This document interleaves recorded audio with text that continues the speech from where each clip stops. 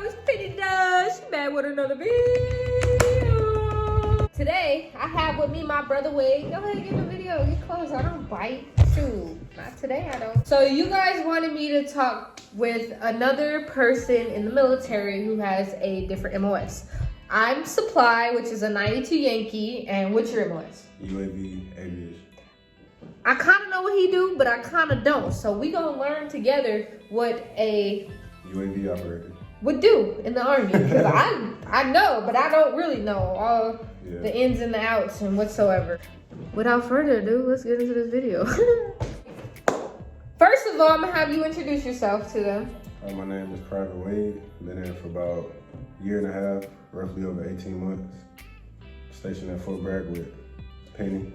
His favorite soldier. Okay. Yeah, it's been good so far, but you know, I'm gonna let you know and get to the questioning. Question number 1. What is your MOS? So my MOS is UAV operator or 15 whiskey. Basically, a lot of people perceive it as, oh, you just fly drones all day, that's easy. It's not easy. The flying part is easy. The academics portion of it is hard. It's like, and what I like about it the most is that you're constantly studying, you're constantly like building your knowledge on the aircraft. And not only in the military, but you can even transition it into the civilian life where you make, you know, a good amount of money, things of that sort. We have lots of guys that get out, become contractors for our MOS. They may help us in the military, or they may work for big billion-dollar companies like Amazon because they travel. They even started like traveling, you know, shooting patches using UAVs, using drones. So it's very beneficial in the service and in the civilian world. Okay, wait. Where did you go to basic? I went to basic Fort Jackson, South Carolina. Okay, and how about AIT, and how long was your AIT? I went to AIT for Artuque, Arizona. AIT was supposed to be 4 months, but you know, I recycled twice. I know it's crazy. So I was there for almost 9 months. I was there from April to January. Yeah. 9 months too many. But yeah, I was there for a minute. And then so I did airborne school, and then came to Fort Bragg and there. Okay. What does your MOS consist of? Like, I know you told us, like, okay, kind of what you do, but like, what do you guys do on a day-to-day basis? All right, so when we're actually like flying, you know, this whole process it could take hours. It won't take, it basically lasts all day. So we have different specific objects of equipment. We have a UGDT, which is a big antenna that tracks the bird. We have a TALS, or a Tactical Automatic Landing System. We'll use a lot of abbreviations. That is to track the bird when recovering it to bring it in for a landing. We have a UGCS, which is where I said it's like a big green box on the back of a Humvee. Me and whomever I fly with, we sit in there and we basically operate the aircraft net. We have these 2 monitors. He's the PO, which is the person that controls the camera. I'm the AO, the person that controls the aircraft itself. I'm maneuvering the aircraft depending on whatever flight mode I'm in. The majority of the stuff that we can do is about a click of a mouse. I know, like I said earlier, the flying part is easy. It's just, you have to be quick in making decisions. Whether shit hits the fan, like if we take off and we're like 6,000 feet in the air, and they're like, oh shit, my engine temps are over limitations. So okay, what do I do? Well, that's when we have these systems, limitations, and emergency procedures that we have to memorize. We have to know like the back of our hand. So when shit hits the fan, we automatically just do what we need to do. Like, okay, establish a safe haven. Okay, am I above 500 feet? I can FTS deploy. Of course, you want to try to level the bird, try to get that wind to go over the engine to cool it off. But if all else fails, then you FTS deploy.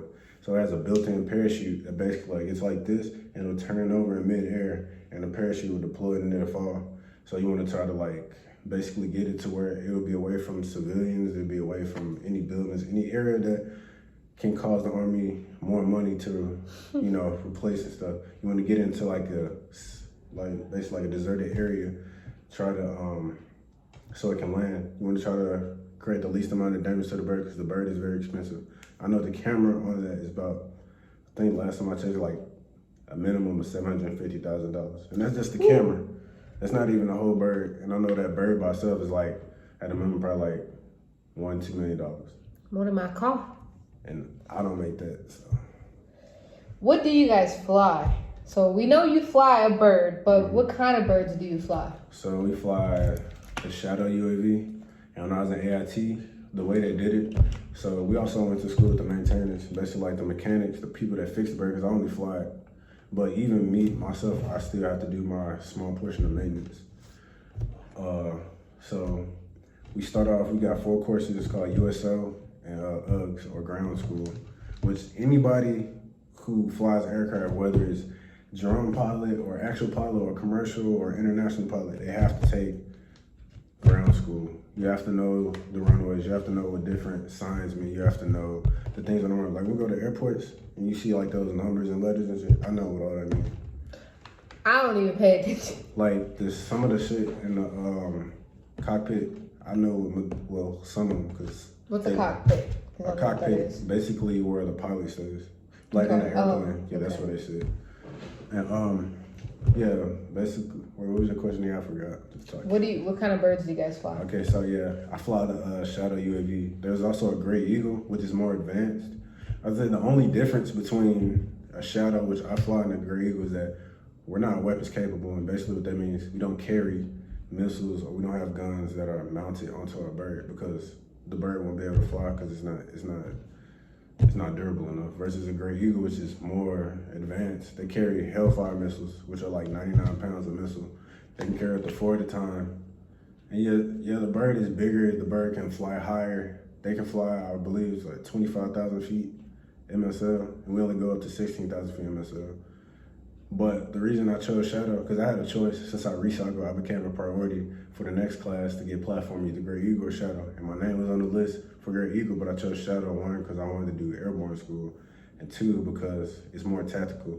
We can fly in any environment except like ice or freaking Antarctica or something, versus a Gray Eagle.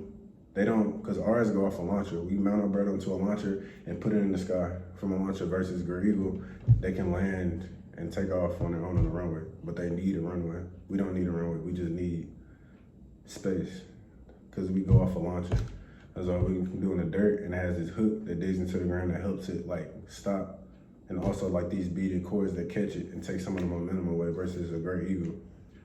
It needs a runway. That's why we deploy more, we get more opportunities and stuff. They stay in the field, so if you want MLS that stays in the field, go on to his side. I don't be in the field at all, really. Yeah, me being brand new to the MLS, I'm still like fairly new, and I'm like the youngest, lowest ranking in my platoon. And these guys were trained on the version 1, while I only got trained on version 2, which has come to my benefit, because I'm not really behind, because they're kind of like in the same boat I am, even though they know more than I do. Before I was flying and operating and actually, doing the thing, I'm probably like one of the better ones to do it, versus them who still have to work out, what they're comfortable doing when they were flying V1 versus me. And also, one thing that I got to learn in AIT that they didn't have the opportunity to is like all the equipment, like the UGDT, the TALs, the UGCS, the UHF, all those different antennas and different equipment, like as far as like assembling them and disassembling them. They didn't get that teaching. And then they finally implemented it, and then I came in and it was like, all right, not only will you fly, but you'll learn how to assemble the equipment. That way it takes some load off the maintainers, because at the end of the day, y'all all work together to contribute to the successful flight and mission of the bird, because the job is very important.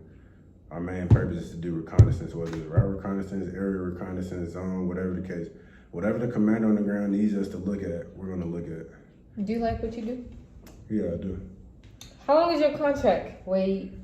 So my contract is 6 years. Is that how like a normal contract would be for everybody that wants to go to Air Force? Yeah, about 6 years, guys. So if y'all want to be committed for 6 years, go ahead and, what are you again? 15 whiskey or 15 whiskey. Or UAV operator, whatever you want to call it. Do you know, what does TUIS stand for? TUIS stands for Tactical Unmanned Aircraft System. Look at you. Look at you. Yeah, we go by a lot of acronyms, like UGCS is Universal Ground Control Station. UHF is Ultra High Frequency. CRS is comms relay components, and that's dealing with radios. But yeah. Would you recommend your MLS? Yeah, I would. And the reason I chose it, of course I have an interest in aviation, but also I chose a career that not only I'll be able to do in the service, but I'll be able to do it in my civilian life when I would decide to get out. Amen, brother. Because I know a lot of people, they're like, oh yeah, I'm going in the army, I'm doing this. Somebody that does like infantry, what are you going to do in the civilian world? Maybe a bounty hunter, a police officer. So it's like, I really did my research. I like, what is it going to benefit me, not only in the service, but outside the service? Because you're going to have to get out eventually. Your body not going to be able to withstand it for so long. And then, some people get out earlier than others. It just depends when your moment comes. And also in the AIT, which is very beneficial, we have to take this test. It's called a PPKT. And it's like after you go through the first 2 courses, it's like all those questions of that course put into one big test. It's like 60 questions. You have to answer 42 of them, which is like 70%.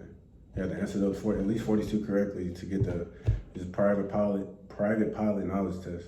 It basically gives you a license, like I'm a certified pilot. And I know a lot of people like look down on us because we're not inside the aircraft flying. It's like, oh, you're not a pilot. We're actually it's mainly like non-enlisted personnel, like officers and stuff. But at the same time, I don't really care what they say. We're flying the aircraft whether we're inside of it or not, which is smarter because that decreases the casualty rate if we were in there. And there are countries, that we are not saying that we're beefing with now, but like they have anti-air, artillery, like they have weapons that shoot our stuff right out the air. And just imagine if I was in it, then it's me probably being dead. But the fact that I'm in the GCS and I'm able to control it from a distance away, yes, my bird is going to be destroyed, but I'll still be here. And that should be what matters versus the equipment. And I know for Miami West specifically, we're the only enlisted that flies. And I take pride in that because it's not an easy job. Yes, the flying part, like manually controlling it and, making sure everything is within limits and constantly scanning your camera.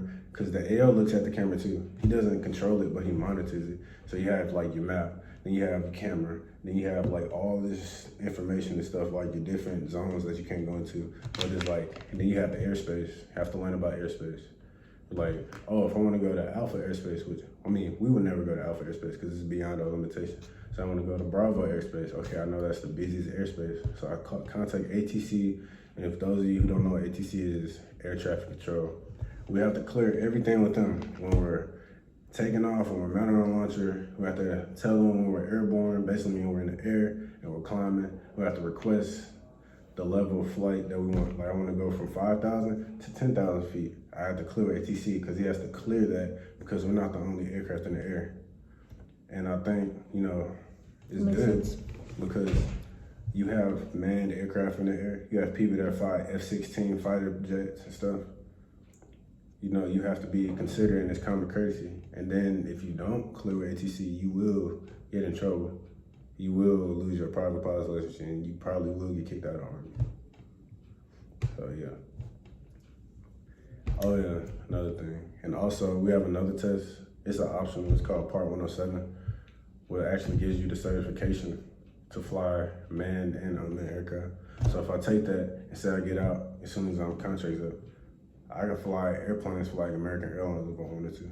Of course. Okay, you could be soul plane. I know you've seen that movie. Of course I need a little bit more like knowledge under my belt as far as like degrees and stuff. But yeah, if I wanted to, I could take that and become, be chief warrant officer, then get out, be a pilot. Just makes it, the possibilities are endless. And then definitely lots of $1 billion companies that are, accessing UAVs as another means of delivery, of spreading their brand, of, being more efficient, especially like in the pandemic, so it's gonna be very convenient versus people moving around, being interactive when they don't really need to be. So UAVs are definitely convenient. Well, that's all the questions I got for you, Wade. Really? Yeah. That's all the questions I got for you, Wade. If y'all want to know more about what 15 Whiskeys do, you guys can comment down below. You can message me on personal social media. You can even message Wade, and he'll tell you some things. If you're interested in flying a bird and being able to see what's out there, I'd recommend going to his way, because we over here in the supply room, we don't do nothing like that. I just know what type of equipment he got in the serial number. That's about it. I barely even know what it looked like. I don't think I ever seen it. But anyway, but yeah, that's it for my YouTube video, y'all. I love y'all. If y'all want to see another MOS that you guys want me to interview, ask questions, and have them speak to you guys about it. Alright, okay. So, but anyways, if y'all want me to interview more MOSs to see what it's like to be in that MOS, then I will definitely contact as many people with the MOS that you guys want to hear and see. And yeah, so, but I'll see y'all. Okay, love y'all. You got anything for him, Wade? Hey, if y'all want to know any more about my MOS or just, anything, just hit me up. She'll tag my contact info in the video below. Love y'all. It was nice having Wade.